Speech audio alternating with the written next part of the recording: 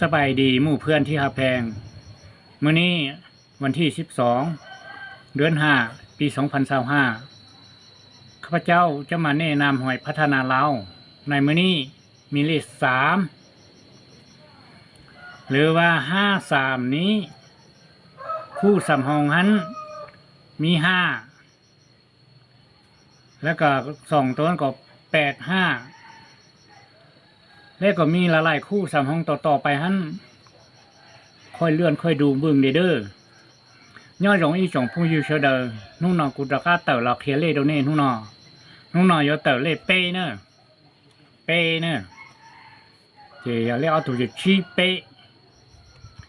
คู่สำรองเด้อยอยี่ชีเนอะเจียอลีเนาะmua y chọn tận đầu to to thế ta chỉ nên mà sai một sai nhiều khu tiêu chế yuan gì nữa thì ở khu ở trên chân ở khu nó chế giờ đi nó nữa thì cú kia số số rồi đó này mà chỉ muốn đầu tư mấy thứ nhân nữa cái này là chủ này nó sức sản gì thế này là chủ này nó cho vi con gì mà này yếu thiệt trâu nữa giờ có mong trâu chế cú kia chỉ trâu là có yếu chỉ trâu là thế ở đi nó nữa thì thà nên là đó này sẽ đỡ我传到那些人都共苦恼呢